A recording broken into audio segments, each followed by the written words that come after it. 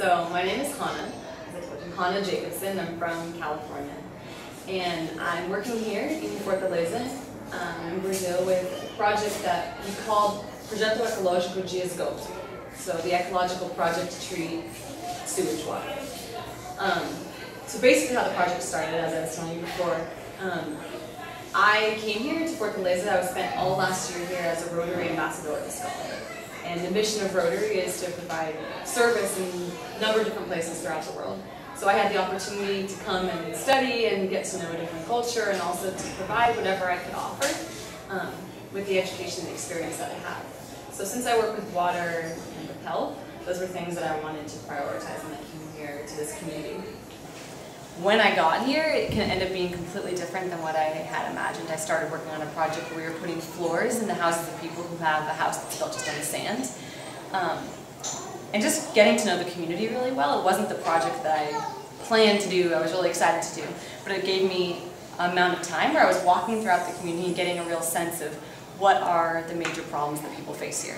And the big thing that really stood out to me was trash and sewage. There's not a system that takes care of treating sewage water, that carries sewage water outside of the community. A lot of people don't even have toilets, don't have running water, and so what you have is an excess of trash in the streets and tons of dirty water. So sewage water literally spilling out into the streets where children are playing and people are walking to get from one place to another. So I had some understanding of permaculture already, and I thought that perhaps using permaculture techniques would be a good way to deal with this problem, because one, it's a project that is funded by Rotary, so we definitely have generous funds, but we don't have the government support, so it can't be like, let's put in a system of, like a full sewage system that goes towards the city, because it's not, this community, this developed community is not connected to the rest of the city as far as the sewage system goes. So we thought a system that implant a system in someone's home that gets dirty water out of the street, but also has more than one function, which is one of the principles of permaculture. Everything you create needs to have more than one function. So basically these systems that we create that are called a bacia de evapotranspiração, or in English it would be what?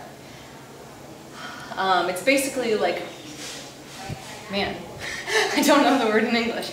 But they're basically bioremediation systems that treat gray and black water. So water that comes, in this case, this water that comes directly from the toilet. So water that's obviously not just water, it's water and feces and whatever else. And these systems are really cool in that it's not just a treatment of that water, so the water's, and doesn't just catch the water. It's not just that water doesn't go out to the street, it actually creates a green garden space as well, with fruits and with herbs that families can use. And just changes the dynamic of how things look here, because I'm sure walking through here you see that there's not a lot of green, there's not a lot of gardens. So the idea, again, remove dirty water, put gardens in. That's basically the project that happened last year. There was, like, I think we had almost 34 or 35 systems that were constructed. Black and gray water treatment systems, a community garden, permeable streets, and a number of different ways just to treat sewage water. And what we saw was that the community, in order to receive any one of those systems in your house, you had to take part in the project. So it was a participatory project. It wasn't a project where someone comes in and constructs it for you. It was the idea that working together in the community, you're able to produce something that makes the community a better place to be. So I think it was really successful in that, and we were able to produce a lot of these different systems. But there's some pieces that were clearly missing from it. And so when I went back home to California after being here for a year, I started to look for what are ways that we can fund the continuity of this project. Because for me to be organizing a project, having the support of the community, but having it be me in the place of organization, I don't think that's really the best way for a project to work. I think the project works best when the people who it's benefiting are the same people who are organizing it.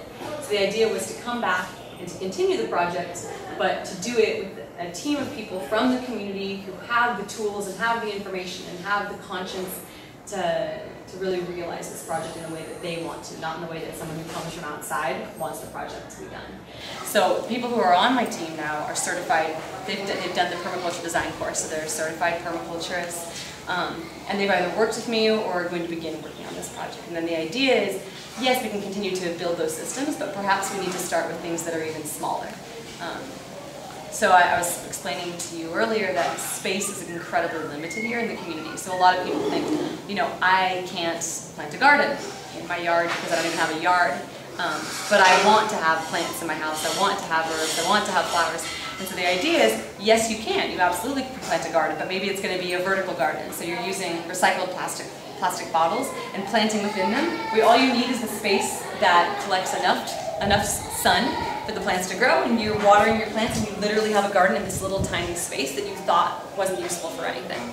So the idea is to look for solutions. I was explaining to you also one of the basic ethics of permaculture is that there are no problems, there are only solutions.